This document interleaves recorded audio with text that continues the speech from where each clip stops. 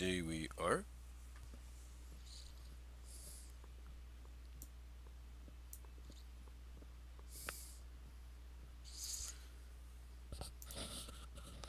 Hey guys, welcome to this live stream. I figured I'd do something today since I haven't really uploaded that much. Probably won't be till later. Taking an opportunity to do this right now since my mom is watching Thunder Force on Netflix. Uh, but I wanted to come on here and just give you my thoughts on something that's been going on. There's been, believe it or not, some Sonic news going around that I haven't. I don't think anybody's really noticed or anything. Um, like I said, I don't think anybody's really noticed or anything, but it's been going around lately. And what it is mainly is it. One of them has to do actually with Ken Penders. Believe it or not, yeah, we know Ken. Um, we know that Ken basically has the Lawler Sue Chronicles in the works, and he's pretty much recently come out and said it's going to be a little bit more epic than anybody expects, basically bigger and more epic than people are anticipating. Which, when you work on something as long as he's been doing, kind of like a passion project, I wouldn't put it past him. Maybe if it's, something that, will get people's attention and get them talking. But that's not the only reason he's in the news lately. It's not just that. Um, what's the other reason he's in the news, believe it or not? The other reason he's in the news is I link this to some people, hopefully without a problem. I do apologize for any lag. Uh, but the other reason he's in the news is due to the fact that he apparently there's no data or something. I don't know. That's weird. But apparently Ian Flynn, I guess recently on uh, one of his Bumblecast deals, brushed off. You heard me right, brushed off, in Ken's own words, the whole situation that happened at Archie. Yeah, he brushed it off. Apparently, in one of his recent Bumblecast podcasts that he did, that you can find here on YouTube, he brushed it off. Apparently, I guess he doesn't find it to be a big deal anymore or something. But yeah, he brushed it off, and Ken apparently, I wouldn't say took offense to that, but basically has, you know, given his say on it, if you will. He's given his say on the whole situation, and I'm going to read what some of what he had to say. The moment I find what I'm looking for, here we go. I think this is what I'm looking for. Hold on, just making sure.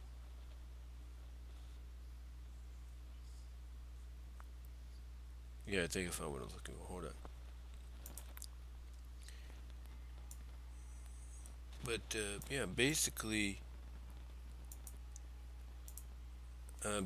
Ken was not too thrilled at the fact that, like I said, Ian just brushed all of that off in his recent podcast, if you will.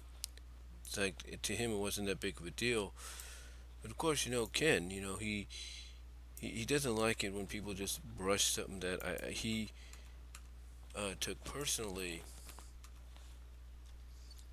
if you will. He doesn't like the fact that people do that, and well, I wouldn't say he likes it. I just don't think he appreciates the fact that you know Ian Ian Flynn just brushed it off, like like it was nothing. And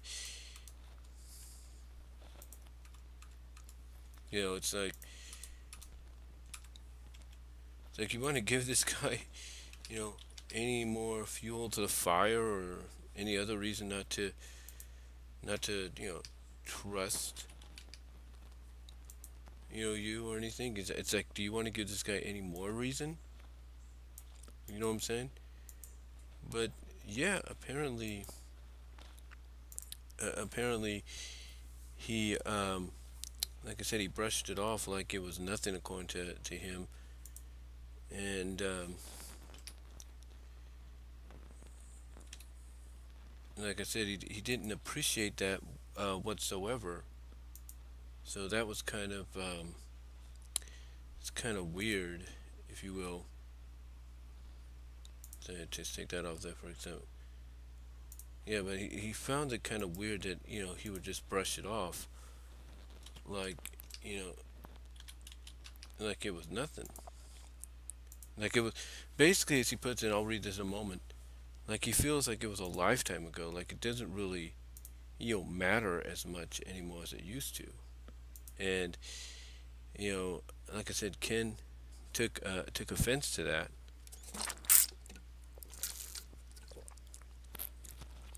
Uh, like I said, Ken took offense to that recently, and I think I want to make sure I get this right here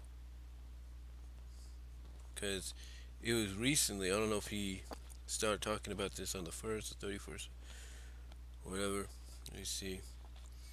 Well, obviously he's also in support of Scarlett Johansson and what's going on with her. So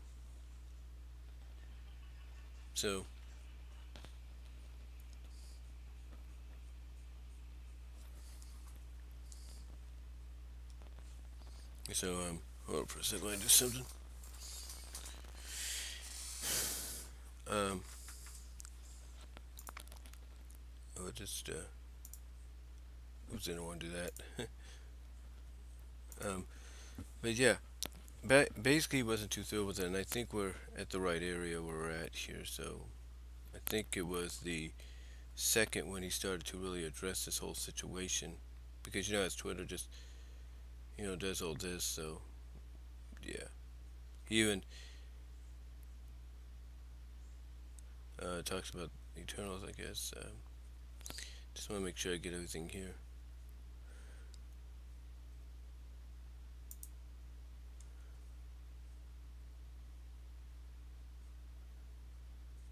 Yeah, this is like what he said first. So again, this is where the situation took place in. I don't know exactly what part it takes place in.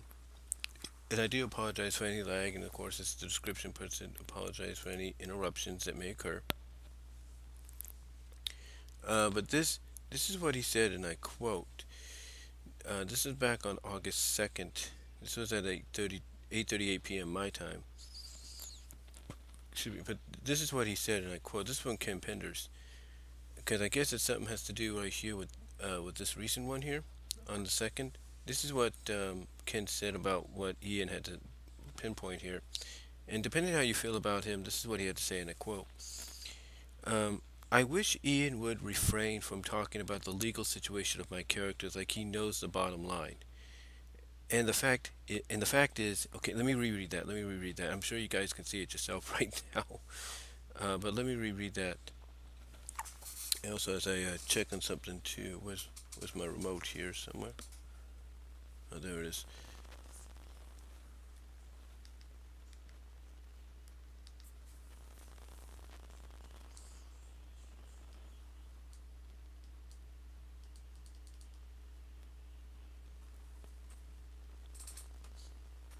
Um, Maybe hold on, guys. Let me do something real quickly. Yeah, that's what I'm looking for. When you have a security camera, obviously the volume goes a little louder even when you download. I mean, down it. There we go.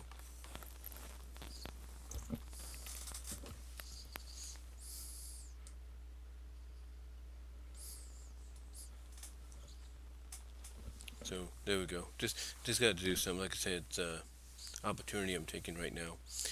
But anyway, this is what Ken had to say, and I quote, as I check something. I was trying to check some.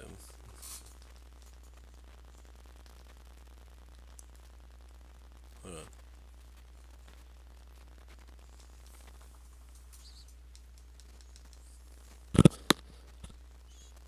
Here we go.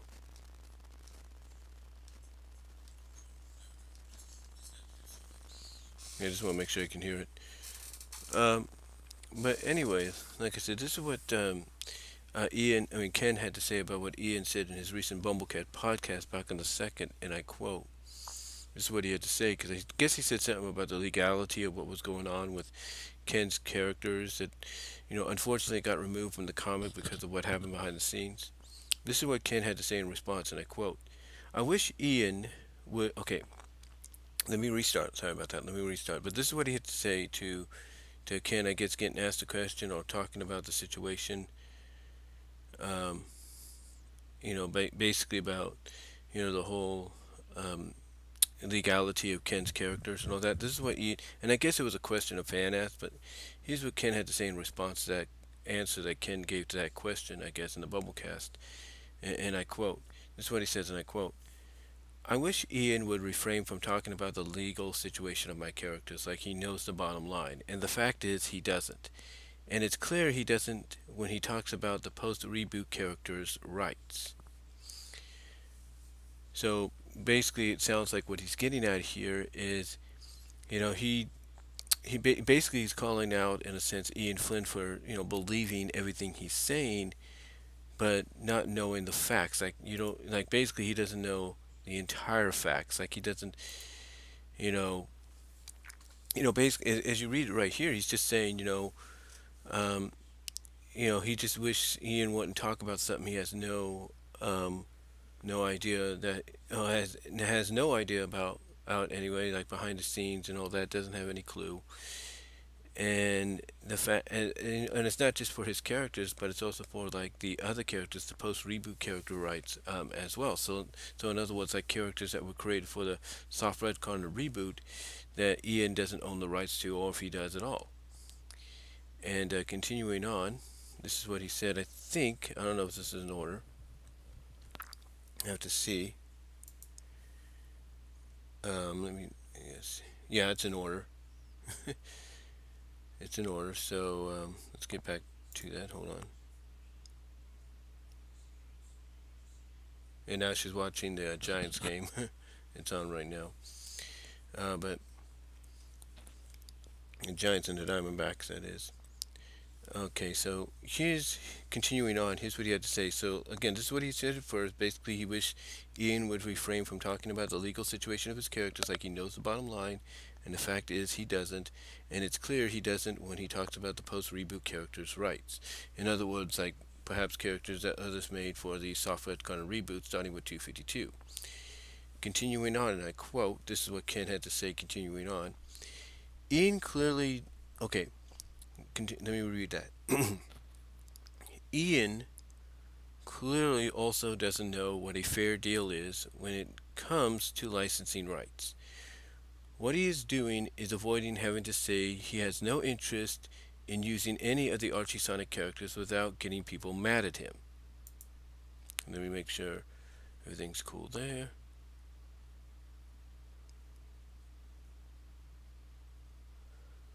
Okay, looks like it might be. I want to double check. Yeah, because people did comment a little bit, and I'll get into that in a moment. Let me make sure. Okay, this is what he says after this part here. This is what he says here. Again, let me reread that. Ian clearly also doesn't know what a fair deal is when it comes to licensing rights. What he's doing is avoiding having to say he has no interest in using any of the Archie Sonic characters without getting people mad at him. And what he's talking about there is, he feels that Ian doesn't have a clue what a fair deal is, like when it comes to licensing, right? Like an agreement, like a fair agreement of, okay, we'll use your characters and you'll get paid this much. He's also bringing up the fact that it seems that Ian is avoiding having to say he has no interest in using any of the Archie Sonic characters without getting people mad at him. In other words, what he's stating is that Ian would rather just do his own thing instead of go back and use characters that people know and love, even if he has to make a deal with some people to do that, him or IDW. And hello, Big Box Network. Thank you for being in the live chat. And super chats are on, guys, if you want to donate. 8, if you choose to. Continuing on, and I quote, there is a fair formula for the cost of licensing Mina or Ventacat or Horizontal Al or Julie Sue or whoever. Just like there's a royalty formula for the creators of an issue's content. I've seen these formula I've seen these formulas and received checks based on those formulas. So so basically what he is saying is that so basically he's just saying that look, there is a way things go if we want to use characters, and it looks like from his standpoint, um, can Ian doesn't want to do this. We check something here. Oh, okay, never mind. Yeah, but Ian is saying basically that it seems to Ken that Ian, you know, doesn't want to address the situation. It's like it's kind of you see it yourself exactly what what Ken's saying here in response to what Ian said on his Bumblecast, and it's basically the fact that Ken feels that Ian just doesn't grasp the understanding of, hey, you want to make a deal to use the characters, fine, let's work out a deal, let's make a fair agreement to where all parties are okay with, all parties get a fair shake. But to him, Ian doesn't want to do that. And then he says there's a fair formula for the cost of licensing Mina or Ventacat Al or Horizon Al or Julisu or whomever, just like there's a royalty formula for the creators of an issue's content. I've seen these formulas and received checks based on those formulas. And then I think somebody responded, no, that's something else. Okay, here we go. There's two responses here, but okay, let's continue on. Let's see.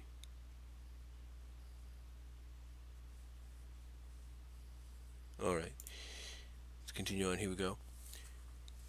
Okay, so we're all right. So basically, we're from here to here, and we just talked here, right? Okay, so continuing on, and I quote: "For Ian to address anything having to do with royalties would upset the apple cart at IDW because they don't pay royalties, put that in caps, to anyone, ever.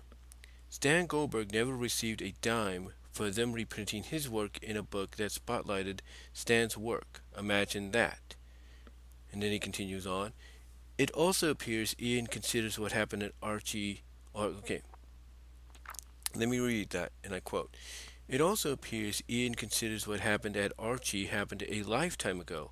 Last time I checked, 5 years did not equal a decade. If he wants to act like he knows what he's talking about, he should start by stating Archie never made anyone sign contracts prior to him. So, so basically, what it is here with what's going on here with Ken addressing what Ian had to say is that Ian is trying to avoid the situation. Like, you know, basically to him, Ian is trying to move on from what happened. It's like anytime people ask him questions about it, he wants to avoid it. Or if he has to answer it, he tries to answer it in a way that doesn't make sense or has no, you know, has no connection to what happened previously. And for Ken to see that someone like Ian Flynn would say, "Oh, well, that happened. What happened behind the scenes at Archie was a lifetime ago." Ken does have a point. You don't just brush off what happened 5 years ago as a lifetime ago, if you know what I mean. You don't just brush that off. Uh, from what I can probably understand, what Ian's trying to say here is what happened at Archie, like with the retcon and the reboot that they went through, that was near a decade ago, and he wants to move on. Here's the thing, though. Here's the thing. Here's the thing, and it all started basically again with this. Right here where he's saying that he wishes Ian would refrain from talking about the legal situation of his characters like he knows the bottom line, and the fact is he doesn't, and it's clear he doesn't doesn't when he talks about the post-reboot characters' rights as well. So in other words, what he's saying is that, Ian doesn't understand what really goes on behind the scenes. Like, you can't just, go and use a character without, somebody wanting royalties out of it. And then he continues on, and I quote, Ian clearly doesn't know what a fair deal is when it comes to licensing rights. What he's doing is avoiding having to say he has no interest in using any of the Archie Sonic characters without people getting mad at him. And what he means by that is Ian just doesn't want to come out and come straight out and say, yeah, the Freedom Fighters who were the SatAM characters and are kind of owned by and technically owned by Sega, but people associate them being Archie characters. Yeah, I have no plans to use them, despite so many times of saying I want to fight for them and all that. Stuff like that, or other characters that people associate with the comic. He, basically Ken saying, hey, Ian, why don't you just come out and say you don't have no interest? You just want to move on. You know,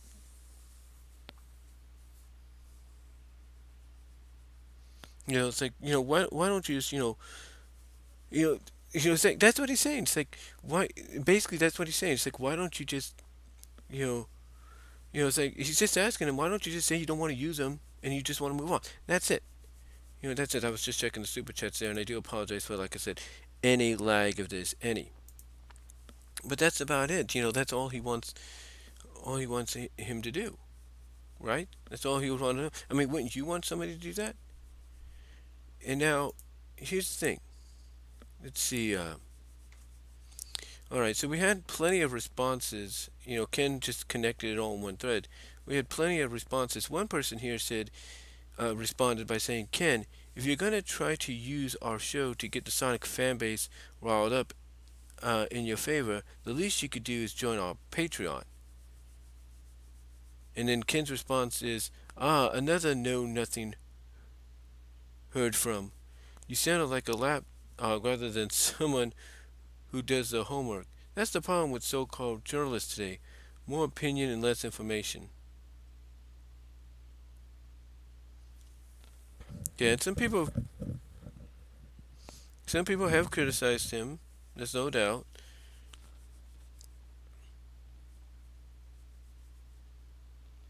There are some defenders. There's no doubt about that.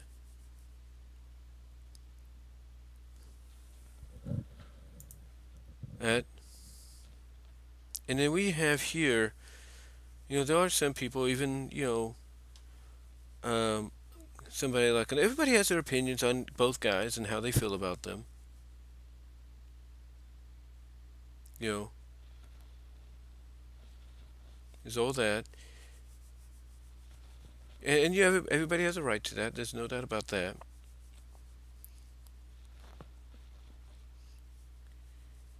And let's see. And basically, they're saying that Ken doesn't know how to take a joke, and probably he doesn't. He's probably has a, I wouldn't say a thick skin, but he probably has a sensitive skin, like like let's say a certain Kevin Smith deal, but not on the same, but not as bad, I guess. And then somebody here replied, I guess in defense or whatever, Derby dude here, I don't know if it was in defense or something, but this is what they said, and I quote, many fans have suspected for several years that he's been tiptoeing around the issue of the freedom fighters because he knows fans want them, but he doesn't. And he makes excuses not to include them, including spreading misinformation about who actually owns them. And then Dream Soul Hill, I think, also replied, appears somewhere. Yeah. Says, he's trying to avoid pissing people off.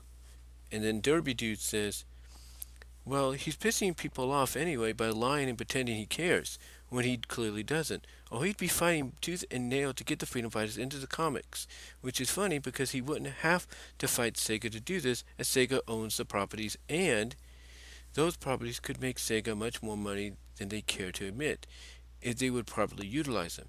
Everything Flynn has said about why he can't use them has been completely debunked by internet sleuths. He has no more excuses other than to admit he doesn't like them. And he's afraid to admit he doesn't like them, in my opinion, because then that would mean admitting that he's been lying about how much he likes them for over a decade. Killing Sally 3 times, twice chronologically, and once in his fan art date. He's proved to me he was being dishonest, FTS. And again, everybody has their opinions. Some agree with Ken Penders' rant here, and that's fine, and some don't. But here's the thing.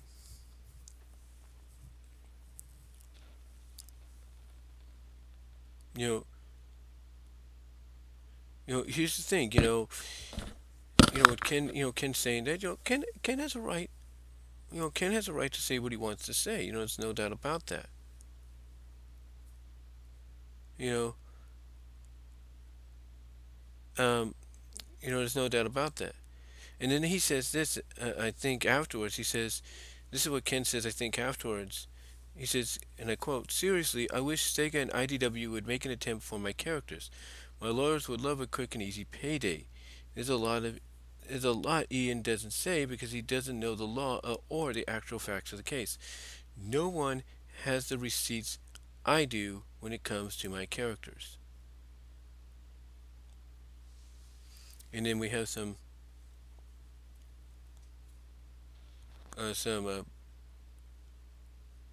replies here, a lot of replies actually.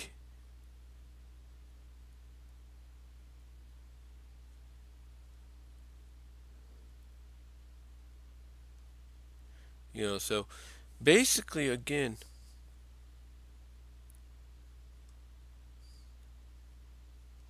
you're going to have a division. You're going to have a division here with fans, kind of understanding where Ken's coming from and not, and being like, look, it doesn't, matter or anything.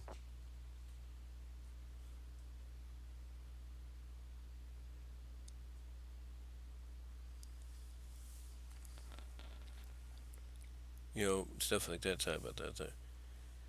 Now, one person here says, I don't know if this is satire or sarcastic or something, but here's what one person had to say, and I quote: "This is Sally for all replying to Ken, and what Ken had to say here. This is what Sally for all had to say, and I quote: "The noble act of allowing Sega IDW the usage of your characters is a major milestone for Archie fans. Julie Sue, Jeffrey, Sally's family, coupled with the fact that the Freedom Fighters are owned by Sega, as you confirmed last year, proves there's no excuse why they can't return."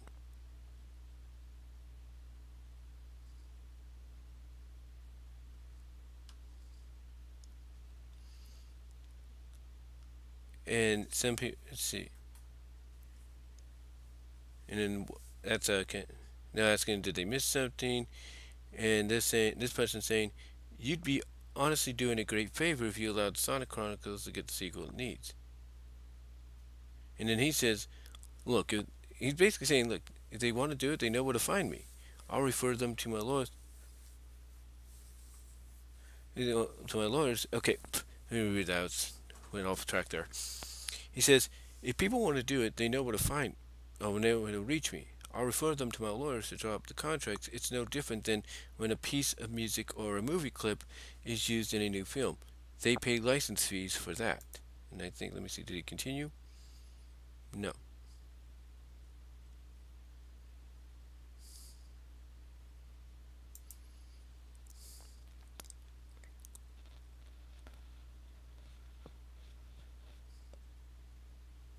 Okay.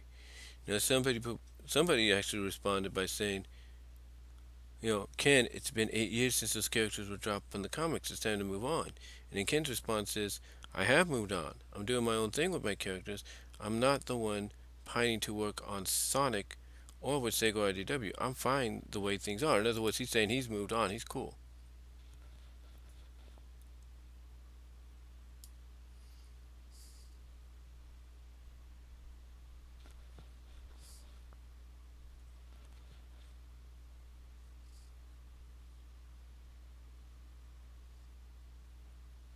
So, again, depending on how you read what he's saying or looking at what he's saying, and again, depending on how you feel about, those that, go back and forth defending him or being against him, you know, Ken seemingly doesn't have a problem. All he's saying in his own Penders like way is, hey, I've learned that, if you want to use my character, it's not a problem. Reach out to me, contact me, let's agree to something, let's write up the contract if you want to do that, which again probably will happen or would happen. And then, pretty much here's the agreement. You know, my characters are free to be used, or will be usable in your media, in your property. It's basically the same situation with copyright, like here on YouTube. And I think that's what Ken is trying to get at. It's like, here with the copyright here on YouTube. A lot of us, um, could make all the fan projects, fan vids, AMVs, PMVs we want. But, in the end, the music or the clips we use are owned by somebody else. So that when we see copyright on them, copyright claimed, but it's still allowed to be seen, then yeah, that's basically what he's saying. That's basically, I kind of guess what he's saying is, look, you know, even though my characters can be seen, IDW, Ian Flynn, you know, Tracy Yardlin, all of them, they might get a percentage, but they won't get the kind of percentage as much as, let's say, Ken would get. In other words, it wouldn't be maybe 50-50, it'd be more like 60-40 or 70-30, but Ken would get the 70, if you know what I mean, because it's his characters they'd be using. So, so yeah, he's basically what started all this is the fact that when Ian said what he did on his Bumblecast recently, that pretty much, opened the floodgates, if you will, reopened the floodgates, for people to, for Ken to come out and say, look, I have no problem with this or that, you know, you know, it's basically a convoluted mess. We'll put it like that. But he's just asking for people like Ian Flynn not to come out and say, "Hey, this is what happened, and this is how I see. This is what happened. I know what happened." Da da da da. He wants them to stop doing that and just be honest about the situation, just like anybody else would be honest about the situation. Because everybody has pretty much looked at Ian Flynn, coming out over the past several years and saying, "Hey, I'm trying to get the Freedom Fighters in. I'm trying to get Sally in. I'm trying to get Bunny in. Trying to get Antoine Dulcie and Rhoda and all them in, Lupin and all them." But we have yet to see any result. And he seemingly is going back and forth, like he's saying one thing and he's not doing, and he's doing something else. He's doing the opposite, or he says he promises to try to get this to happen, and yet he's not following through on that. And what people are pointing out, if you will, what they're pointing out is, and I think Ken in a way is even pointing this out too, when you read what he has to say, is that they have access to a lot of characters that were made in the book when it was running at Archie, when it was at Archie Comics, and yet they have not taken, he's not made a play for them, and that's what's weird, and that is what's suspicious to him. They've not made a play for them, you know, because this is what he's saying here. He's saying, and I quote, following up. Ian clearly doesn't know what a fair deal is when it comes to licensing rights. What he's doing is avoiding having to say he has no interest in using any of the Archie Sonic characters without getting people mad at him. And that's basically it. That's kind of a good point. It's like Ian, you know, is avoiding the fact that he's just not coming out and saying, "Hey, I just don't want to use the characters because I don't want people to get mad at me at the way I might use them." You know, and he wants to focus on something differently. Now, I'm sure there's no doubt. Now, I'm sure there's no doubt, uh, in my opinion, in my honest opinion here, there's no doubt in my honest opinion. Not Ken, but Ian's going to respond to this. He's going to respond to this on his next Bumblecast, and he'll probably have to finally, eventually address the situation, and hopefully, if that happens, Ian admits, look, I want to use the characters, but what I've planned Here's what I'm trying to say. If I'm Ian Flynn, I may have to address this eventually. And again, like I said, I wouldn't be surprised if he addresses it on his next Bumblecast. And if he does, maybe he should use that opportunity to just come out and admit, look, I want to use the characters, but if I use them, I'm probably going to use them in a way that would piss fans off. And you know, that's all he has to say. It's kind of like with the Kevin Smith situation. If Kevin Smith would have just said, "Hey, this is what Kevin Smith, Ted Basali, and those working on the series at both Netflix and Mattel would have just came out and said, "Hey, this is what Revelation's going to really be."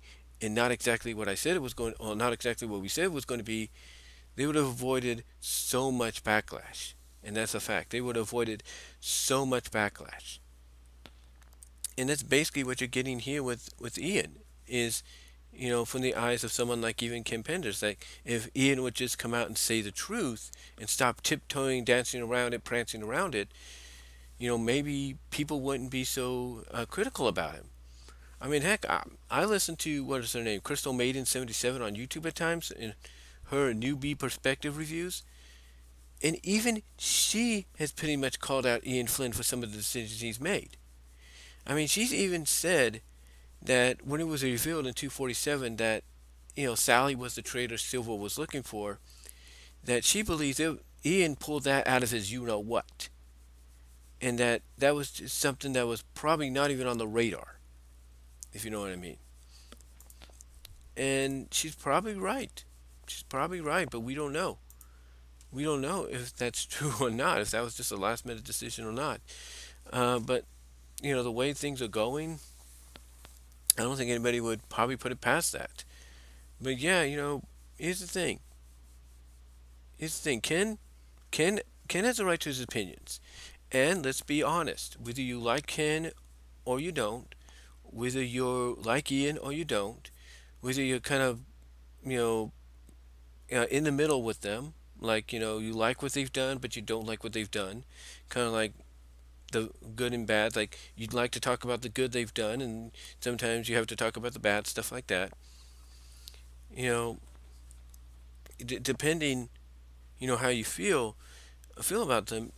Ken, you have to admit, Ken has more experience in the comic book industry, has more experience writing for a comic of any kind than Ian Flynn does. Ian was doing his Other M webcomic while Ken Penders was working on the Archie Sonic book. So, Ian, doesn't have as much experience as Ken. And Ken, with years of experience, maybe a decade or two of experience, knows exactly how things work behind the scenes. And here's the thing. Here's the thing. When he comes out and says that Ian doesn't, it's not, you know, that Ian is not coming out and straight up admitting he doesn't want to use the characters from the Archie book. Whether it's the Archie made characters that Ken or other people have made that they would have to pay licensing and royalties fees for, or characters even he made. The reason he doesn't want to do that is he doesn't want to upset fans. He doesn't want to get people mad at him, and that even includes the characters of SatAM, like Sally, Bunny, Antoine, and all them. And then when he comes out and says this, when he comes out and follows that up by saying this, that there's a fair formula for the cost of licensing characters like Mina or Vertical or Horizon Owl or Julie Sue or whomever, just like there's a royalty formula for the creators of an issue's content. I've seen these formulas and received checks based on those formulas. In other words, he has said, because of his experience, because he's worked on other comics like the Star Trek comics and many other comics before this or around this time as well, that he's seen how this all works, and based on the formulas of based on those formulas that he's worked with, those basically those directives, those agreements, he's gotten money out of it. Like, they could use his ideas and his characters and come back to them later on, and he's made money off of it. He's gotten royalties out of it.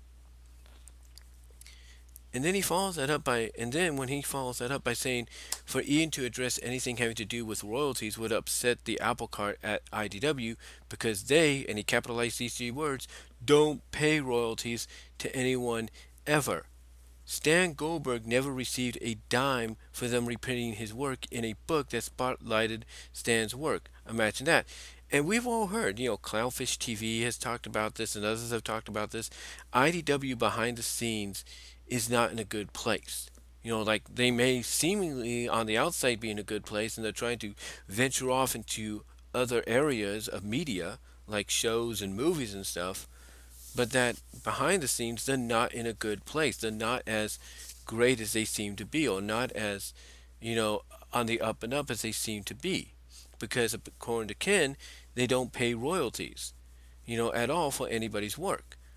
Which is why Ian doesn't want to address anything having to do with royalties because IDW wouldn't pay royalties for characters to be used. Excuse me there.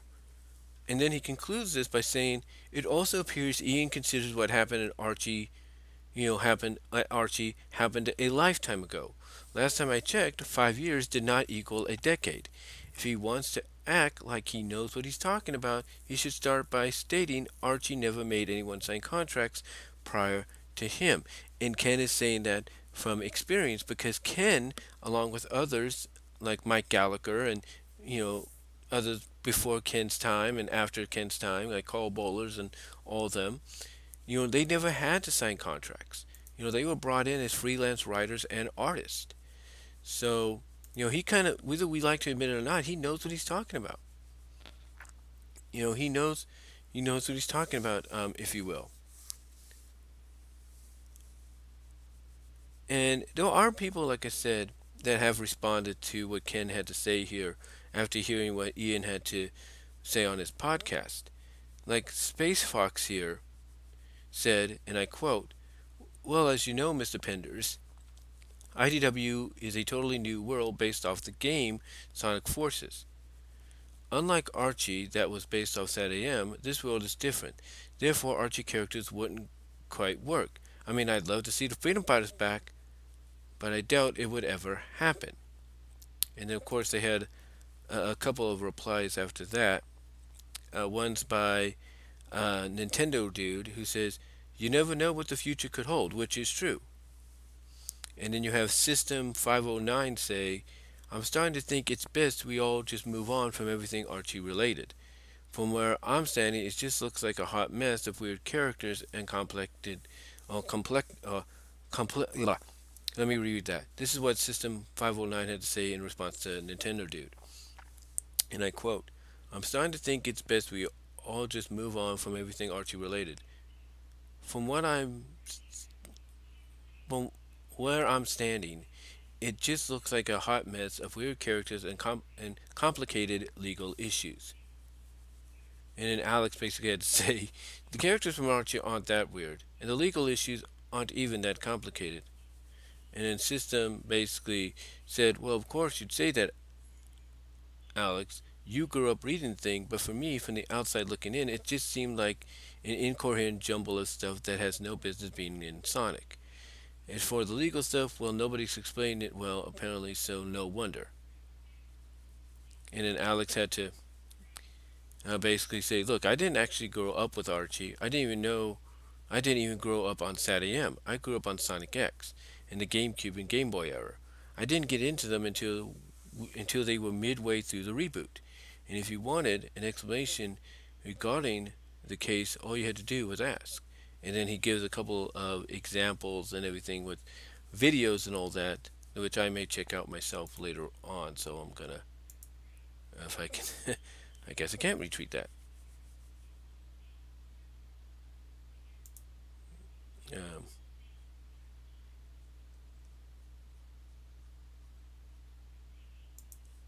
yeah, I guess I can't retweet that. So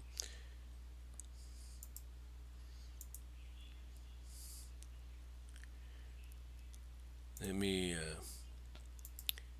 put these for later.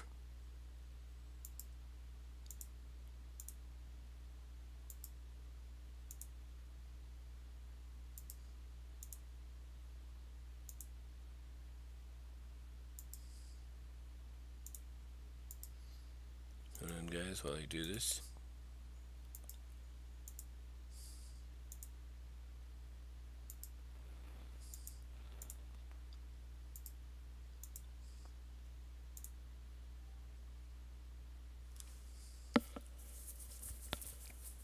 Anyway, though, yeah, it's just one of those convoluted kind of situations that's going on in the book, if you will. Well, not going on in the book, but basically, the situation is this. You know, Ian Flynn just, not Ian Flynn, but Kim Penders just feels Ian Flynn, if anybody like Ian Flynn is going to talk about the characters or talk about what happened behind the scenes, they need to know the exact details and not just go off what they know. So, yeah, whether you agree with Ken or not, he does have a bit of a point. He does have a bit of a point that Ian needs to basically be like, look, this is what I know, and that's all I'm going to say. So, hopefully, you guys got a kick out of that. Again, go ahead and read it, pause it if you want. When you can, and read it as much as you can. So, anyway, we're gonna move on from that because I'm getting a little off track with it. But yeah, again, Ian Flynn, and I think it's not just Ken, but a lot of people feel this way. Ian Flynn should just come out and say, "Look, I don't want to use the characters because if I use them, I might use them in a way that would piss the fans off, and I don't want to do that." Just come out and say it. Just say, look, you want to use the characters, but you don't want to do it right now because you'll probably use them in a way that characters don't like. So we'll see. Hopefully, hopefully we'll see the character soon, but who knows? Who knows?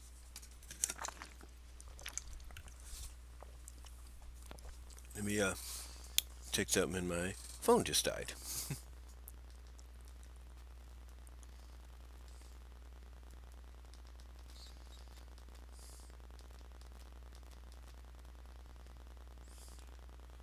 My phone just died. But anyway, yeah, let's move on from that. But yeah, it is interesting to see that that's happening and everything. All right, so let's move on to the one that starts right here. And that is Team Season. In case you guys don't know who they are, Team Season, which is also known as Season Season Animated uh, on Facebook, and I think here on YouTube. Team Season has actually been making a lot more progression. If you will. Of course, I did a video earlier on them, and they're actually making a lot of progress. And let's see. He can't give away spoilers or anything, but this is from yesterday. Color keys, danger in the distance. A color script maps up coloring, lighting, and emotional beats, which link colors to certain characters and moods at different points in the story. What do these colors in the scene tell you? And that was from Season. And this is what they're talking about. This is an example of what we're going to be getting. It's not. It's basically very SatAM like, from traditional wise. But since this is like, a web series or web continuation, web animation, it's going to be really interesting. And everybody's guessing what it could be and stuff. So yeah, but there's a scene there, and a lot of people have worked on the series and everything. They even show you a little bit of a motion right here of what it's going to be or what it's going to look like right here, which is pretty cool. As you can see, that's basically one of the scenes they got set, if you will. So a lot of greatness there. And then you got some other scenes here, which is pretty cool, very SatAM like. And the characters, there's no doubt, are going to look different. Now this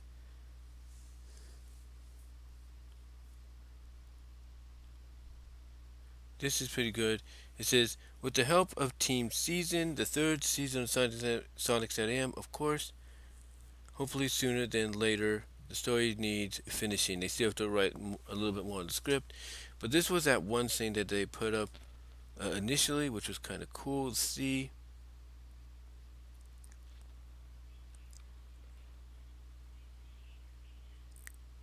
And yeah, they gave a little bit of tutorial here, showing us, what they've been up to, which is nice.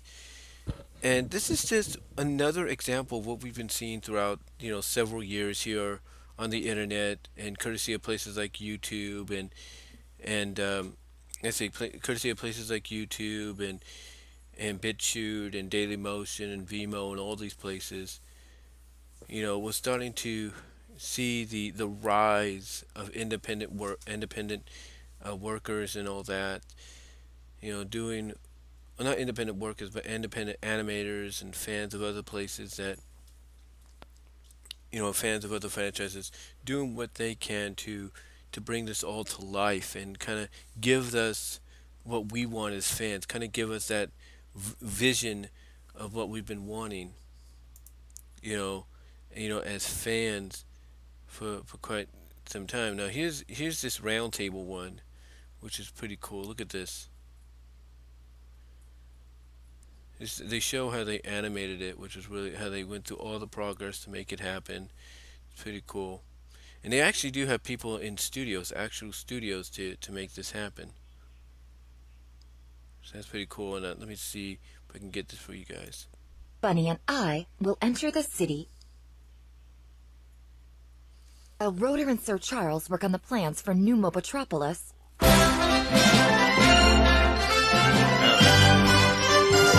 And they got a big choir too, so they got a big choir. But here's what the finished product looks like. While Rotor and Sir Charles work on the plans for New Mobotropolis, Sonic, Bunny, and I will enter the city. So that's pretty cool. And Rotor and Sir credit to them for doing that and everything, for getting that far. That is awesome, in my opinion. That is just awesome, in my opinion, that they did that to get that far, if you will. Um, but yeah, it looks really good. It looks, looks really, really good. And And then this is what they said on the 29th, 4 days after my birthday. They said, "We work with really talented artists and production peeps to make everyone's dream a reality. It's because of hashtag freedom fighters like you that keeps this project going. Thank you." And then this one, I guess, is a response to Spaced Out. This is what Spaced Out had to say, and I quote, from seeing that, this is what they said, and I quote, "This captures the soul of SatAM so perfectly that watching the final animation at the end gives me flashbacks. Everything from the art style to the color balancing to Sal's voice, Tails taking a nap at the table, the characters are brought to life again," which is pretty much the goal. Which is pretty much the goal of this entire thing, it's pretty much the goal of the entire health. The goal of the entire thing for Team Season is to get to this point, and I think and I think basically this is going to really surprise a lot of people when it comes out. And this is another scene I think they worked on for the show, or for the series. So let's see. You've always been the princess with the plan in the past, Sally girl. Now I know you. Let's try that again. Hold on. You've always been the princess. You've always been the princess with the plan in the past, Sally girl. Now I know you. You see, they're going. And again, this is just an example. And then there's more WIP right there. This is just a great example. Need better cover. Bunny! On it, Sally girl. We need better cover. Bunny! On it, Sally girl. We need better cover. Bunny! On it, Sally girl. So, again, this is just great to see. It's great progress, in my opinion, for what they're doing. And, I can't wait to see the final product. And it looks like they're getting close to doing that. And so, them getting closer to completion, I think is great. Again, this is just an example, like I said, of the fact that this is something that again, it's just another step in the direction. This is just another step in the direction of getting, no, well, I wouldn't say getting the show back going, getting the show, getting the series, franchise, and these characters back to animation life. But basically, this is just another example, in my opinion, of fans of a project wanting to bring that project to life. Like, to me, for example, I follow Mr. Internet Man on on DeviantArt, and he does his Demonica character, and I've always said to myself, that would be something that they could do. They could do for animation. It'd be great. So, and this is another example of what I'm talking about here. So, ow.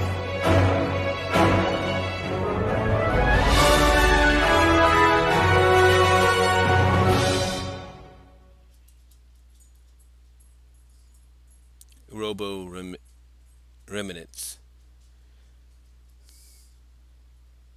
Gotta admit, it's weird to see this place so darn quiet. I know what you mean. This place is like a ghost town. Well, no use standing around and scaring ourselves. Let's get moving. Right. We'll split up to cover more ground. But make sure to keep in contact. There's no telling what dangers are still lurking around the city. Then it's juice and jam time. Again, just great examples, and again, I got to give it to Team Season for really putting it out there for fans to enjoy and get behind. And again, they have a Patreon if you want to support that. I've donated $1 to it. $1 is better than nothing. So to me, I really suggest you guys check it out and just give it a chance and see what you guys think about it, if you will. Like I said, just give it a chance and see what you guys think.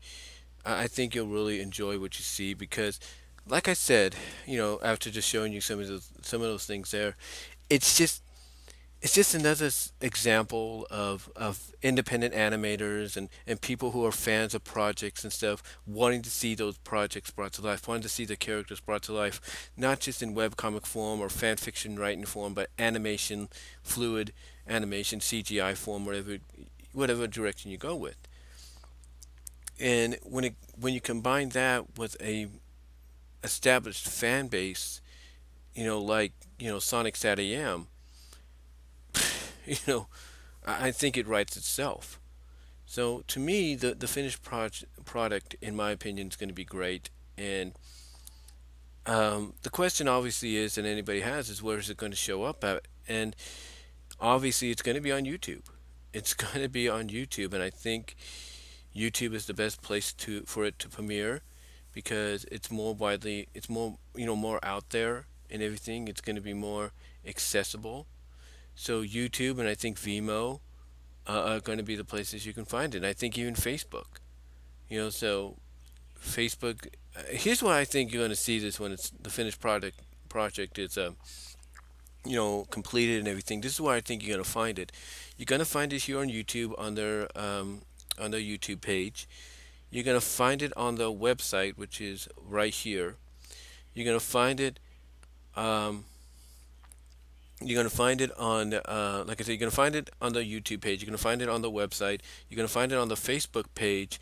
You're going to find it on Vimeo, most likely, just in case, some copyright situations or whatever. You're going to find it in various places, and I guarantee you it's going to, the attention it will get and the positive reaction it will get, I truly believe will officially get the attention of Sega and make Sega consider, okay, maybe there is something still there. What can we do to capitalize on that and possibly work with these people? Because again, a great example of the fan base, as I just go off of Twitter here for a moment, a great example of the fan base, and I do apologize for any lag, is this.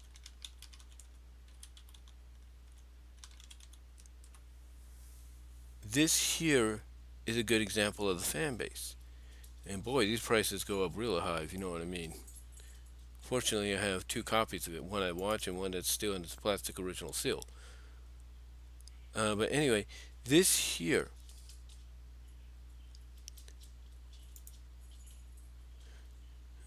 I want a picture of it. Come on. But anyway, like I said, this here is an example of that. This is an example of that right now. Oh, I wish that was a box set like that, but anyway, like I said, the SatAM series, the box set, is just, like I said, an example of that. It's just an example. This here, with the fan art and everything, this here was why the fans here, Fans United for SatAM, the ones that are behind season, if you will, are the part of the reason, along with the majority of the fan base, that we got this in 2007. So you just imagine how big that fan base has grown now, to the point that we are eventually on the verge, very close to having an animated continuation. An animated continuation that basically as I look this up here, and I think the website's still up. Let me see. I think it is.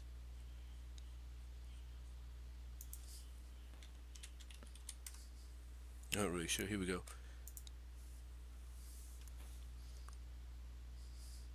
You see, a fan base that, here's the teasers, the news, the fan film, stuff like that. And then boom. And a fan base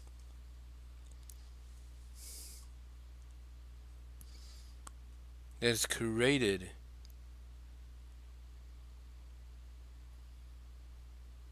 this.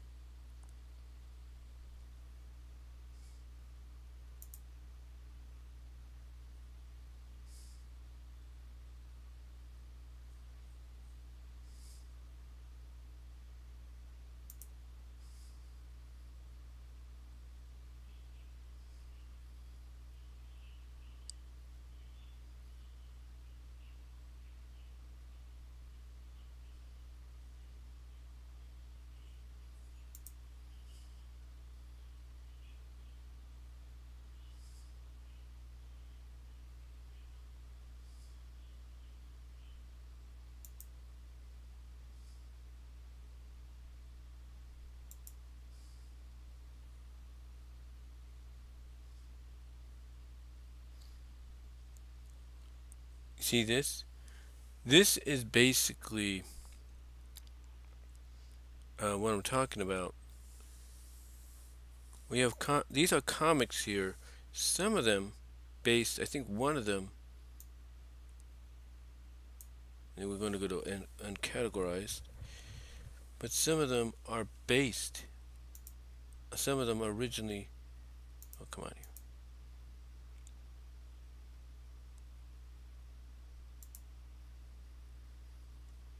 Are based on what we're going to get.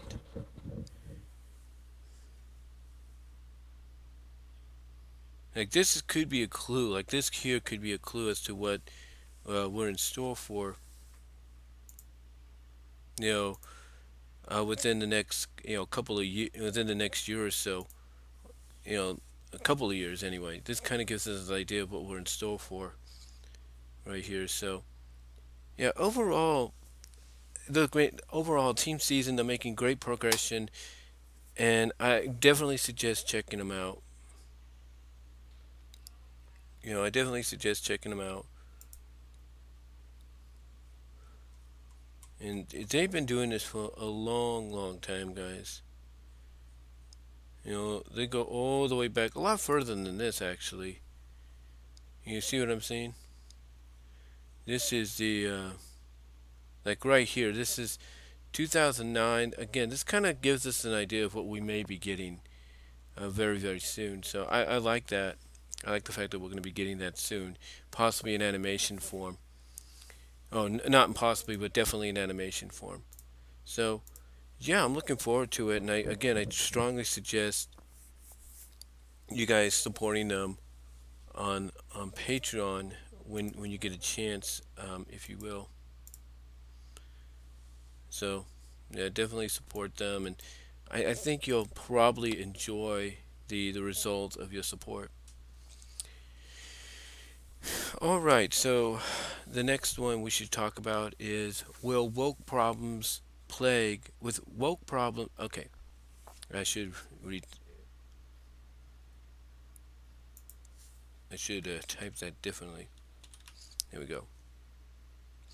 Yeah, but the next thing we should talk about is, with woke problems plaguing Revelation on Netflix. That's Masters of the Universe Revelation, which is supposed to be a continuation of the Filmation series. With woke problems plaguing Revelation on Netflix. Oh, wait a minute, what's right the way? Hold on, let me do that again. Okay. Will woke problems plaguing Revelation on Netflix possibly affect Sonic Prime on Netflix when it arrives next year? Year. And basically, what that means is, as I was saying, Revelation, which is Master Universe Revelation, which is supposed to be, as I just said, a continuation of the original Filmation series. It's come under a lot of negative fire. A lot of people, OG fans and even new fans, don't like the direction it was taken. Some don't like the fact that Kevin Smith, Ted Baselli, um, Netflix themselves, and I think Robert Davis and people at Mattel lied to them about this. Well, mostly Smith and Baselli and maybe Davis to an extent lied to them about what the show was going to be, originally about, and it ended up being something totally different. And because of that, the show has dropped out of the top 10 for Netflix. Depending on how you view Netflix, whether it's through your computer, your phone, your television, your consoles, your streaming box, your Roku. Basically, it's hard to find. I mean, legitimately, it's hard to find because, as I said in a video yesterday, um, I looked in all the categories you think you'd be able to find it in, and it wasn't there. Now, somebody did say it was still around there, but I think that's because they probably looked for it. Uh, um, they probably looked at the Netflix um, page from a different, source, whether it was the computer or one of the consoles or streaming boxes. But when I looked for it from my smart TV, I didn't see nothing. I had to search for it. I had to literally search for it. That's how bad the negativity has gotten on Revelation. So now the question though is, will the woke problems that are affecting Revelation affect Sonic Prime on Netflix when it arrives next year? And I hope they don't. I really hope they don't affect it. I don't think they should affect it. I think honestly, um, Sonic is a property that if any kind of wokeness was to affect it, Sega, who's behind this, Wild Brain, who is behind this, uh, they would pull the plug. They would say, "Hey, you're gonna do this. We don't want to work with you. We don't want to work with you." So hopefully we won't get the same kind of woke problems that Revelation is getting right now. Because honestly, if we do, some people look at adventures somewhat in a negative light, and it's a good show, but there are some fans that don't like it because it's goofy and meant for younger kids and stuff like that, and it's just not a good representation like SatAM, Underground, and X and Boom are, in the eyes of in the eyes of many more, in the eyes of those same fans, if you will. So hopefully, whatever woke problems that are affecting Revelation right now, hopefully they don't affect um, hopefully they don't affect Sonic Prime. Hopefully they don't that, and hopefully they don't. Hello to Zachary Enders in the live chat. And guys, super chats are on again. Just a reminder, if you want to donate, it's up to you. Super chats are on. But anyway, yeah, it's basically one of those situations to where Um, basic and what I'm trying to get at is this one of those situations to where if it does affect it, it's gonna become probably one of the worst Sonic series, if not one of the more downgraded Sonic series in a while. And like I said, with Wild Brain and Sega behind it, I don't. Hopefully, we won't have to worry about that. I mean, we may have our opinions on Sega and how they do things, but if Sega is about listening to the fans more so than ever now, then I think honestly we'll be fine. But yeah, will the same woke problems that are affecting Revelation affect Sonic Prime next year? Hopefully not. Hopefully not, because they're going to have a lot of places that Sonic and his friends are going to encounter. We might get this character Sally showing up in maybe some capacity. Who knows? We know we're getting a different version of Amy depending on the world, the various different versions of Amy and Tails. Um, but yeah, hopefully when those encounters happen, that none of the episodes that they happen in are going to be woke episodes. Hopefully it's just a regular Sonic series that celebrates 30 plus years of Sonic and goes from there. Hopefully it does that. And my finger just hit the mic there. I do apologize, but hopefully it just goes from there and that's it. Hopefully we have a good series. Because right now I can tell you this: with the woke problems affecting Revelation the way they are, nobody, and I mean nobody, wants to, even chance watching the second half of Revelation when it debuts. Nobody. Anyway, with that said, let's move on to the next topic, or the next thing to discuss here, and that is basically, and I think I'll save the other one for last because that's something that I think a lot of us would like. Basically, next up, will the Delta variant of COVID, which is a big thing right now, excuse me, will the Delta variant of COVID affect production or release of Sonic 2 next year? And the reason I bring this up is because Paramount, who distributed the first Sonic movie, pulled indefinitely, at least for the time, Clifford the Big Red Dog from its original intended release because of the Delta variant. Now the not now indefinitely means basically right now they don't know when they could put it out there. The hoping probably will be soon. I've got a feeling they're gonna probably they're gonna probably give it a release date of possibly November, maybe December at least, because by that time hopefully things will be a lot better. But I think what they're gonna do with the Clifford situation is the same thing they're doing with Paw Patrol right now, and that is they're gonna release it simultaneously in theaters and on the big screen. In what I'm trying to say is, I think what they're gonna do with the Clifford situation is they're going to release it simultaneously on the big screen as well as on Paramount Plus, just like they're doing with Paw Patrol later this month. And I know some people that might like Clifford and want to see this movie may not like that idea. I'm sure the actors and the crew behind it may not like the idea of that happening. But if Paramount wants to get it out before this year is done, then the best solution is to take the same approach they're doing with Paw Patrol, and that's release it simultaneously in theaters as well as on Paramount Plus. So I think that's probably what's going to happen. But the question is, will it affect the Delta variant COVID situation right now affect production and the current production right now for Sonic 2 and the release date? And honestly, I don't think so. I don't think it's going to affect it that much.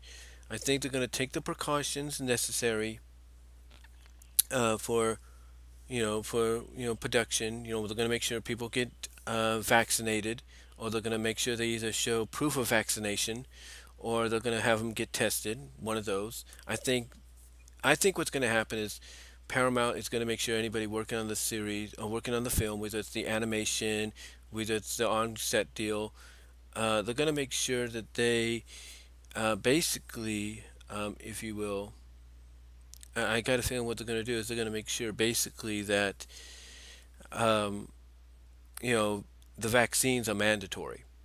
That's what I think is going to happen. They're going to make sure vaccines are mandatory, and they're going to make sure that before people come on the set or people come into the building to work on the animation, that they either are fully that either the agree to be tested, or they have the proof of vaccination, or they agree to a vaccine shot right then and there, um, before they enter work. And I'm not going to be surprised if they do. I'm not going to be. But yeah, I truly think that's what's going to happen. I truly think that's what's going to happen. To get this project, on track. I'll keep this project on track, and and on its release schedule of April of next year. So I think that's what's going to happen, and I'm not going to be surprised by that. I'm not. I'm not going to be surprised that Paramount comes out and says, "Hey, we're going to keep this on track. Nothing's going to affect it, but what we're going to do out of precautions is we're either going to have, people working on the film, the animation part at the studio, either get a vaccination shot that day or tested, or show us proof of vaccination. And those working on set, on production, like, depending on the area, we're going to make sure that they get COVID tested or vaccine shot or show proof of vaccination. They're going to make sure everything runs smoothly. They're going to try to avoid next year any kind of situation like this.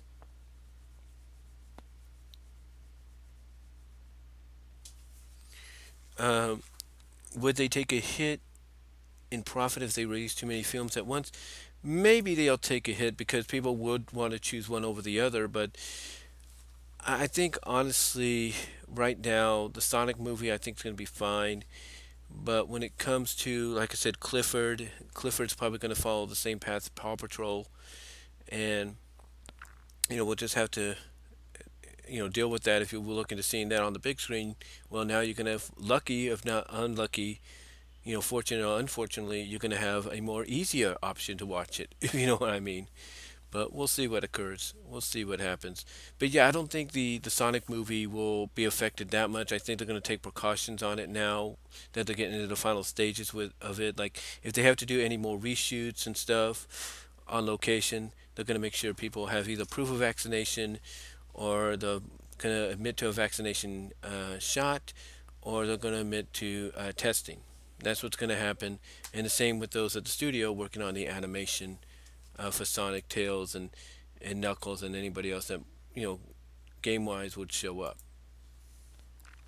Uh, but with that said, let's move. But with that said, let's move on to the next one because I'm pretty confident that nothing's going to happen to the movie. But now let's move on to the next topic. As I get up for a second, stretch my legs, and turn on the light. It's getting a little dark in the room. But let's talk about this little thing because this was on Twitter, and this was actually released a year ago. I wasn't even made aware of this. But this is on Matt Doyle Media, taking a positive look at pop culture since 2015. And as you can see, the headline here, Sonic Comics, my thoughts on the current fan division. And here you have Sonic and Sally, two versions of Sally, of course, on top. And this is what he had to say about it, and I quote let me see, do I got my glasses here somewhere? Yes, I do, just in case. But this is what he says about it, and I quote, and this was published last year. I was not even made aware of this, but this is what he said. Sonic Comics, my thoughts on the current fan division. He says, and I quote, much like any fandom, okay, let me reread that. This is what he says, and I quote, and you can read it as well. He says, much like any fandom, the Sonic the Hedgehog fandom has a bit of a bad reputation. Also, much like any fandom, it's not really fair. The thing is, a lot of time, fandoms start to leave a bad taste in people's mouths due to vocal minority rather than the majority of members. And of course, the vocal members sometimes like to argue with each other too. Now with the Sonic fandom, a lot of clashes arise due to the games. That makes sense, as it's where the franchise started. In particular, whether you like specific titles or mechanics can be an issue for some. The big clash, though, is over the comics. If you've kept up with my regular reviews, you know that I'm enjoying the Sonic comics. Not everyone does, though, and that's fine. The problems arise when it turns into an online, I should say, mudslinging match. So, what started all this, and what do I think of it all? Well, believe it or not, the start of the arguments can actually be traced back to the early 2000s. I'll start by detailing the events leading up to the fan clash and then move on to where we're at and what my views are. And then you have Shade and Julie Sue here as kind of like a starting point. A brief history of the lawsuits. The Archie imprint Sonic the Hedgehog comics began as a four-issue miniseries that ran between 92 and 93. In July 93, it started running full time and would go on to be the longest-running video game comic in history. The comics were actually based on a spin-off, the 1993 to 94 Saturday morning cartoon, affectionately known as Sonic SatAM. In 94, the imprint released issue 11 of the series, and in doing so, took on its first long-term writer in the form of Ken Penders. Throughout his time writing for the series, Ken placed an emphasis on there being more character interaction and dramatic storytelling than we saw in the games, at least up until Sonic Adventure. This means creating a vast wave of new supporting characters and pinning a whole bunch of complex relationships between the cast members. He also wrote the entire Knuckles the Echidna spin-off, fleshing out the Echidna's Ace's backstory in the process. And so Ken continued to work on the series until he was succeeded by Ian Flynn, starting with issue 160 in March of 2006. That's been 15 years now. At this point in time, Ian was essentially stepping into a pre-created universe with an overwhelmingly large cast of characters to draw from. Of course, some people preferred Ken's writing style and thought that Ian was doing a poor job with his creations. Others thought that Ian did a better job with the characters. That sort of split is fairly natural when you replace the long-term writing staff. So in a way, let me read that. That sort of split is. Let me reread that part. That sort of split is fairly natural when you replace long-term writing staff. So in a way. So in a way, it was unexpected. Okay, let me read that again. Sorry about that. It says that sort of split is fairly natural when you replace a long-term writing staff. So in a way, it was unexpected. As such, everything was mostly fine until the release of a video game in 2008. Sonic Chronicles: The Dark Brotherhood, in my opinion, is an underappreciated title. But that isn't up for debate here. What matters is that its release in September '08 kick-started a chain of events. You see, shortly after Penders started filing for copyrights related to his story, characters, and artworks as it pertained to the Archie imprint Sonic comics, this process ran from January '09 to April 2010, when the U.S. patents officials began recognizing the work as Ken's intellectual property. Once that was all cleared up, he made a move against EA and Sega, citing that the characters and storylines in Chronicles were too similar to his own Dark Legion arc. This was again a long process that spanned several years, 2011 to 2013, and essentially ended in a stalemate. The statute of limitations meant that Ken couldn't push it further unless the characters and concepts were used again. But that was long enough to kill off the sequel that the game would set up in its ending. This also had ramifications for the comics. You see, given that the comics featured a licensed franchise, the obvious thing for Archie to do was to say that Ken was working on a work-for-hire contract, and that all creations actually belonged to Sega. And so they did in 2010, but by 2013 they had failed to produce a copy of said contract, and so ended up settling with Ken. But Archie was undoubtedly aware that this was going to happen. This is evident by the decision to effectively hit the panic button. And let me reread that. But Archie was undoubtedly aware that this was going to happen. This is evident by the decision to effectively hit the panic button.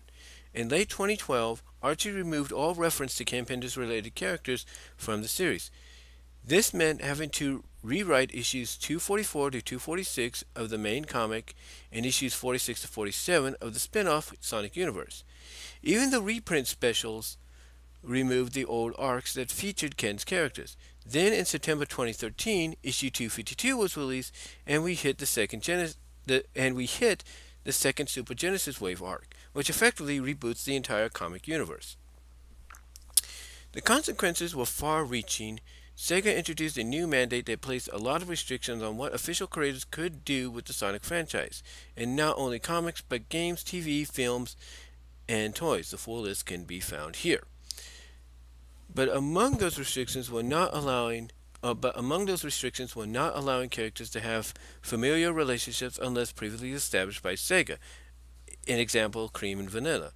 Not using any akin characters or content, and not using material from Sonic Chronicles.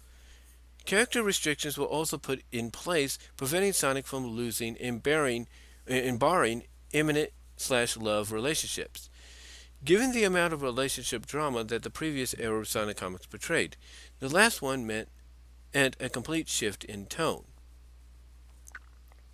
So the comics erased the history of the previous issues and implemented redesigns to make the characters look more like game characters than the original versions. The stories began moving towards being game-style stories too, with Ian attempting to keep things within the mandated guidelines. Again, this was diversive. Some hated the new direction of the comic, some loved it. Some blamed Ken, others didn't. Hate and love were thrown about on all sides, and the team essentially had to weather it and continue with the job until the most recent reshuffle in licensing. Moving on to the current division. The Archie comics were eventually cancelled and the series moved to IDW Publishing. This was essentially another reboot. No longer would we be following Sonic and the Freedom Fighters from Sonic SatAM, but rather we'd be visiting a new comic world and the timeline sent after the events of Sonic Forces. This meant only game characters and a handful of new faces present. Ian Flynn was hired to continue writing the series, once again with the intent of creating stories more closely aligned with the game universe. He had continued to do so since the beginning of the run, though he will be temporarily replaced by Evan Stanley after the cessation of the Metal Virus arc. If you don't know, Evan has been an artist on multiple issues of both the Archie and IDW Sonic series, as well as having written for both versions, so she is definitely not a newcomer to the role. As it stands, the IDW comics are outselling the Archie comics by a considerable margin and have been generally well received, but of course not everyone is happy. Here's where things get a little messy. You see, there are currently plenty of fans that are happy just to enjoy Sonic media. I would even go as far as to say the majority of fans are like this, simply enjoying what they enjoy and disregarding what they don't. But like I said at the start of this, with any fandom, you will have those that wish to shout very loudly, and so come to the current comic split. There are some vocal parts of the fandom that are pro-Ken Penders and anti-Ian Flynn. They miss not only the Freedom Fighters but the characters Ken created and the style of storytelling. They tend to make this very clear, criticizing Ian's work and often calling for the IDW series to be cancelled so the license can go to another imprint. They also criticize fans of Ian's work and claim that Ian is lying about the mandates, or that his ego is killing the series. On the other side of things are also those who spring to Ian's defense. Some will state the same things that Ken has been criticized for years, including storytelling style and art quality. Others throw out sale facts. Some even create fan art of pro-Penders fans, OCs coming to harm. Then, excuse me for a second.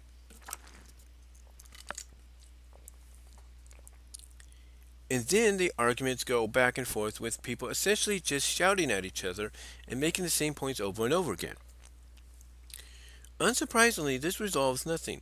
The fights just escalate until someone steps over a line and people start criticizing people on their own side of the argument. Then they start over again and repeat. My views on all this. This is Matt's reviews. So let's start with the lawsuits. I'm a big fan of Sonic Chronicles, and to see the sequel canceled as a result of this saddened me. However, my understanding, and I'm open to be corrected on this, was that Ken initially raised the lawsuits because he wanted to be paid for his works. He viewed the game as essentially ripping him off and took steps to correct this. Excuse me. As an author who has seen their work appear on pirate sites before, I can tell you that this is a terrible thing when you know you're not going to be paid for your creations. So in that regard, Ken was within his rights to be upset. The work for hire contract issue is the crux of it, though. Archie claimed he signed one and they didn't have a backup. If that's true, then Ken wouldn't have had a leg to stand on legally, as he would have had known that he was. Uh, okay, if that is true, then Ken wouldn't have had a leg to stand on legally, as he would have known what he was signing. Ken maintains he never signed one, though, and if that's correct, he was simply defending his intellectual property. As far as I'm concerned, it was a shame that all of this happened. Like I said, the selfless side of me would love to see the game sequel. At the same time, though, I cannot view Ken as being entirely in the wrong here. The consequences of his actions were far reaching, sure, but that's not really his fault. And all he needed to do, and all he did care about was his work. Okay, let me read that. All he needed to do and all he did care about was his own work. And that isn't wrong. And if we're being honest here, there are similarities between the Dark Legion and the game's Notfulness clan. Or, okay, and if we're being honest here, there are similarities between the Dark Legion and the game's clan. The same could be said for Knuckles' Archie Comics' girlfriend Julie Sue and his love interest in the game's Shade. Which version of the story you prefer doesn't really matter in this regard. I just hit my headset there. Because the similarities are such that the case couldn't just be thrown out. That should tell you that he wasn't entirely in the wrong here. Moving on to Ken's work on the comics. My own history is a little different from some. In terms of the Sonic comics, I didn't start with Archie. In the UK, we had the Fleetway imprint, Sonic the Comic, which ran from 93 to 2002. I mention this because when it comes to nostalgia, that is the series that makes me feel it. I have no long-time love of the Archie comics because they simply weren't the main releases here. My introduction to the Archie version of the comics came when I ordered some trade paperbacks in 2014. This all covered issues that were written by Ian Flynn, but was still within the Ken Penders timeline. I have since read a few of the Penders issues too, though I will not claim to be an expert on his work by any means. When it comes down to it, I will say that I prefer Ian's writing style. I don't actually have any major issues with the quality of Ken's work in that regard. He has a role. He was in his role for so long for a reason. And while plenty of criticisms against his work certainly have legs, the general quality was, in my opinion, fine. I just find Ian's work to be tidier. That is entirely a personal preference, though, and I'm certainly not going to knock anyone for feeling the opposite. I would also say that I had a few small Twitter exchanges with both Ken and Ian and found both of them to be admirable in the conversation, so neither seems like a bad person to me. When it comes to the changing face of the comics, I'm fairly neutral. I liked all the relationship drama, if I'm being honest. The new characters were fun, and the interplay between the various cast members was enjoyable in particular. I loved Fiona the Fox and Scourge the Hedgehog and their place in the series. The massive lore was built up over the pre-reboot Archie run, had a lot going for it, and seeing a different take on the Blue Blur and his world kept me thoroughly entertained. The reboot felt a little forced into place, but I do understand why that happened. Once it settled in, I thought the post-reboot Archie comics were great. It was a big tonal shift, but it still felt very Sonic to me. And the redesigns? I loved them. If anything, I preferred them to the pre-reboot character design simply because the characters felt more like game characters. There was nothing wrong with the original Sally design. For example, okay, let me read that. Let me read that and I quote.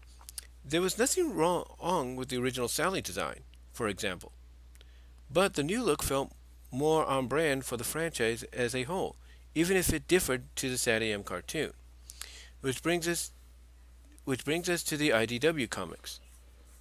As previously mentioned, if you've been reading my individual issue reviews, you'll know that I love these new characters and all. Ian Flynn and the team are, in my opinion, doing some great work here. The characters are awesome, the storylines have been entertaining, and the issues have all felt like strong all ages releases. For me, Ian was the right choice to write these comics, and Even will no doubt do great too with her run in charge Arch. Meanwhile, IDW remains one of my favorite comic publishers and are yet to let me down with the series, with the exception of some release date slips, of course. Overall, I would say the current IDW comics are probably the best we've had in terms of Sonic. I still love the Fleetway comics, I still enjoy the Archie stuff, but IDW have, in my opinion, nailed it.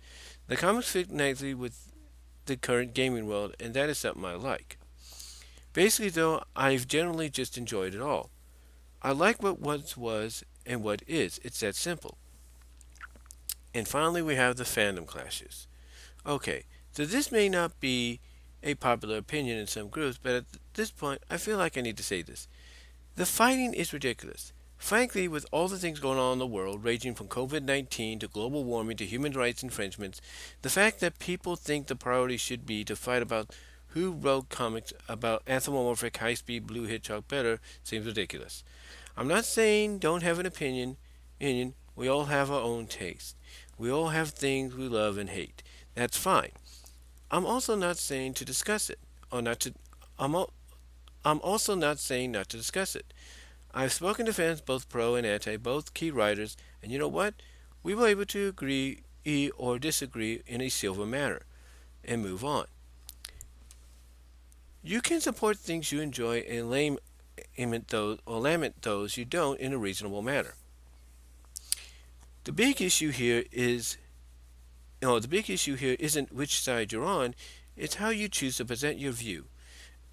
You know, internationally, intentionally, I should say, inflammatory posts, verbal attacks, and screaming at each other over social media achieves nothing but creating more conflict. We are all Sonic fans. Oh, wait a minute, I skipped something, didn't I? Okay. If you're the sort to engage in all of this, then please take a step back and consider the final message. I hope some of you can take it to heart because honestly, you're making things harder for yourself sometimes. We are all Sonic fans. Some of us have been since the beginning. Others are new to it all. Some people love the game for one era or another. Others don't. The different Sonic cartoons have all have fans, and so do the different various versions of the comic. The thing remains consistent for us all. We all love this world. We all love this world that Sega created. Being a Sonic fan can be frustrating at times, sure, and the likelihood of enjoying everything related to the franchise is extremely low. But that doesn't mean we have to attack each other over every little thing. Stop focusing on what you hate and hold on tight to the things you love. Because here's the thing, whichever comic writer you love, whichever era of the games you love, whichever series you love, it's all still there. Even when someone else takes things in a different direction. Be here for the Hedgehog and his pals, be cool to each other, and enjoy the fact that we have a franchise with the power to make us this passionate in the first place. Yeah, I wanted to do that before I went on to the last subject here because for once, for once, you know, you know that is, that is what I've been waiting for someone to come out, and kind of speak out in their own way and kind of look at things from neutral perspectives. Basically, be in the middle. Be like, look, we can like this. You can like kind of have an understanding. Kind of like being an outsider looking in, and by being an outsider, give their opinion. Now, is what he said here in this article going to change anybody's perspective? Oh, heck no. It's not. It's not going to change anybody's perspective. I do this for a second. There we go. Oh, it's not going to change anybody's perspective. People are still going to have their opinions, and everything. People are still going to feel one way or another. There's no doubt about it. But, he does have a point, and I'm glad I was glad I was able to read that and share that with you guys. And Matt Doyle, if you do read this down the line or listen to this, thank you for being one of those people that's on the outside looking in, because you know what? We need more of that, honestly. I mean, yeah, I have my opinions on certain things. Heck, Heck, I'll be straight honest with you. Still don't care for what they did with the Mecha Sally arc. I feel that was unnecessary. It was not needed. It could have been, and even if he wanted to do it, it could have been a lot shorter. But I still have my opinions on it. And look, I've given it and look, I've even said that it has, it had its moments in there. It had some good moments in there that you could have done a lot better with. But overall, it just fell flat in my opinion, and it just wasn't really needed. All right. So with that said, hopefully you guys didn't get bored with that. I do apologize. But let's move on to the last thing I want to talk about, and that is, will Sonic SatAM, Adventures of Sonic the Hedgehog Underground, get Blu-ray releases in the future? Now, yesterday, I uploaded a video, a package opening video of of things I ordered from Amazon. I ordered And I ordered these things with the Amazon gift cards I got for my birthday, which was more than I expected. Um, but anyway, two of the things I ordered were the 50th anniversary edition of Scooby Doo Where Are You and the new Scooby Doo movies, the almost complete collection, both on Blu-ray. And and I ordered these, and when these were announced as being released on Blu-ray, a lot of people pretty much said that Warner Brothers, they own the rights and everything, so they have access to all the stuff needed to remaster them, make them better, and all that. That is true, but there were still people who are like, why would they want to put them on Blu-ray? It doesn't make any difference. And that's where, something where Zara Nizarak, Sean McLean of the Multimedia Chronicles came in and said something. He did a package opening recently from Frank Hill, It's Frank. And one of the things Frank sent him was something he sent me earlier, and that was the Blu-ray set of Sonic X. And it was under Discotek's SD to BD division. And what SD is basically known for is standard definition, and BD is Blu-ray disc. So basically, it was a two-disc set, and all Discotek did was take the distributing rights they had of Sonic X, and they put them, they put the episodes they released, they would have released individually on DVD, and put them onto Blu-ray. That's what they did. And this is something that, in the past, people like Zara Nizarak and others have said wouldn't be possible. Well, mostly they said that remastering it and going through all that trouble wouldn't be possible. But they still said was really wouldn't make sense. Well, I wouldn't say they didn't say make sense, but they just felt like, yeah, you could do it, but you'd just be putting them on disc. There's nothing's going to really change. All that's going to be increased is maybe the sound and the bit rate for the picture, the quality of the picture. Just because of the bit rate being higher and everything, the sound and the quality is going to be better. That was about it. But yeah, he even Zara Nizarak, let me correct myself there, even complimented, even talked about that SDBD kind of deal. Like, this is something that you can enjoy. You can enjoy, especially if you're more into Blu-ray and 4K, if you will, nowadays than DVD. This is something that fits your fancy. It fits your fancy and everything. Um, so anyway, when I got the releases of Scooby Doo, Where Are You, and the new Scooby Doo movies, and even before then, Josie and the Pussycats on Blu-ray, like I said, even though they have access to all those and able to do it, you know, the question started to run through my mind is, would it be possible for other shows?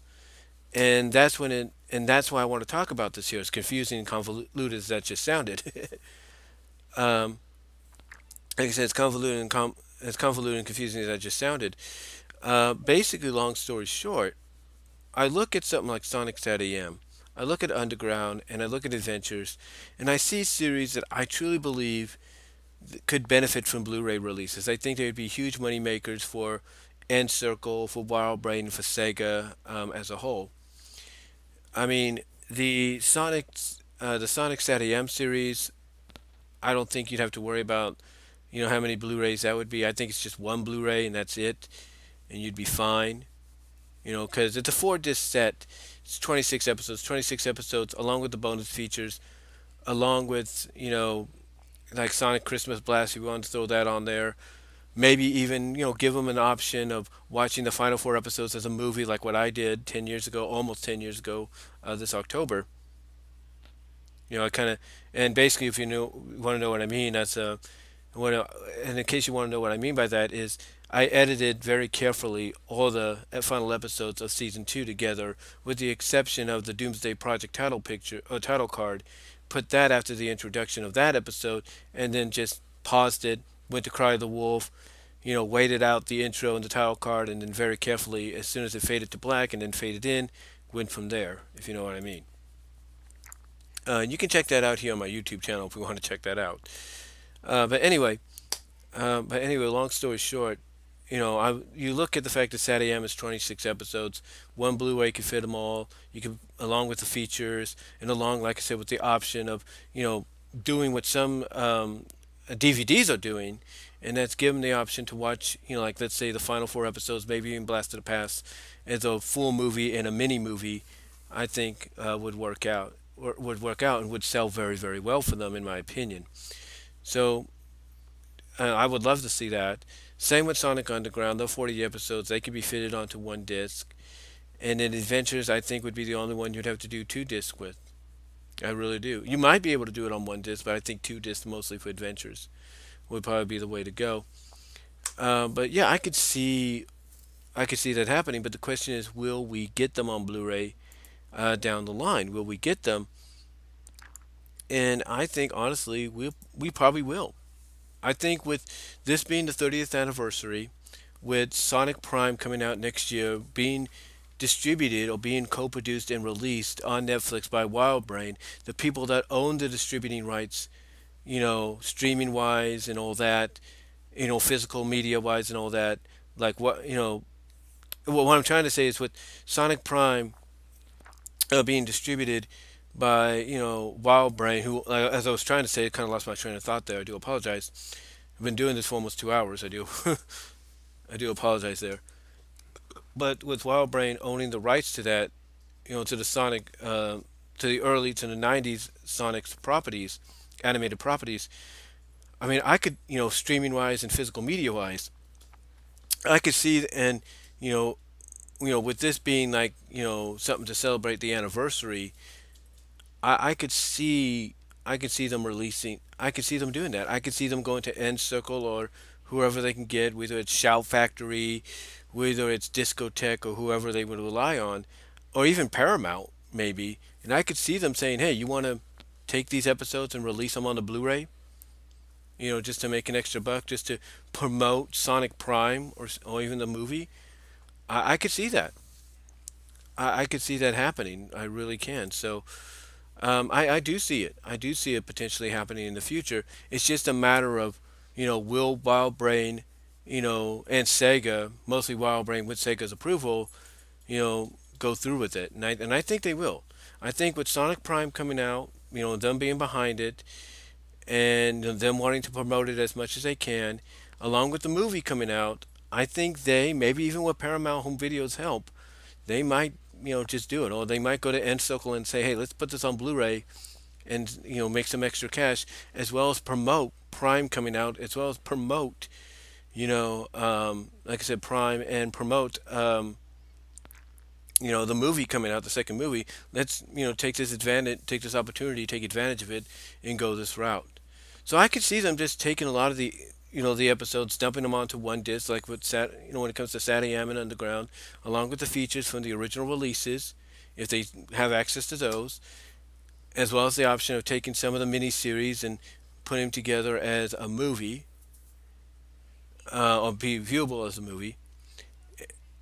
And then I could see them doing the same with Adventures, doing two discs with them along with the features, and taking the final story arc they did about the Chaos Emeralds and putting that as a film. So I could see that happening. I could see it happening, and I think if they want to make some money off of this, this anniversary, if you will, I can see them doing that. Excuse me, I was getting something to drink there. But yeah, I could see them doing that.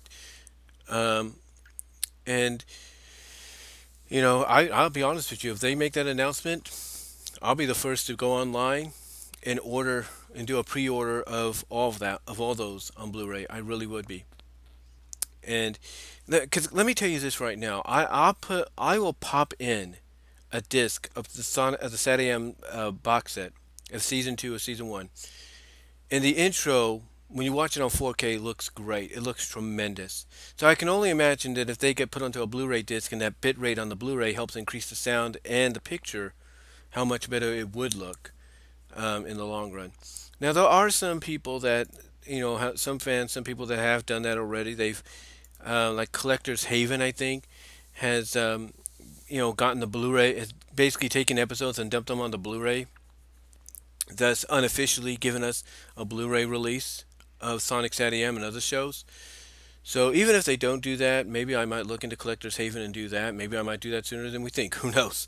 Um, but yeah, I truly believe, in my opinion, that with Sonic Prime coming out and the sequel to Sonic the Hedgehog coming out, movie-wise, that I could see, Wild Brain and maybe with Sega's approval, taking a chance at this. I could see him going to Ant Circle. I could see him going to Paramount. I could see him going to Discotek and saying, "Let's do this."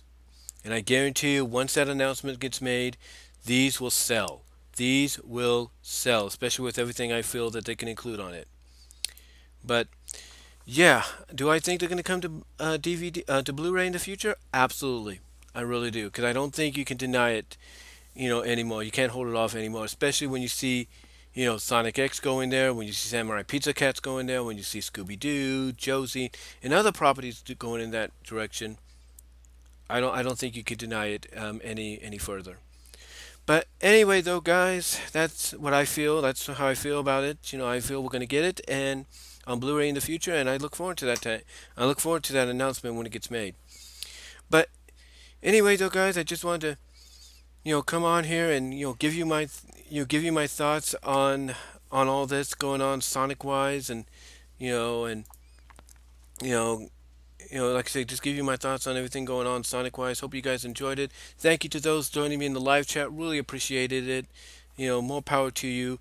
Let me know what your thoughts are in the comment section to those that'll be watching this later on, because I haven't linked it to some of the Facebook group pages yet. I'll probably be doing that afterwards. But let me know what your thoughts are. Comment down below on that. Thank you again to those in the live chat. Thank you to those watching live and liking the video. Like the video if you're going to be watching this afterwards, which you probably will be, or will be likely anyway. But let me know what your thoughts are overall. Thank you all for joining me. I really appreciate it. Thank you for the support, guys.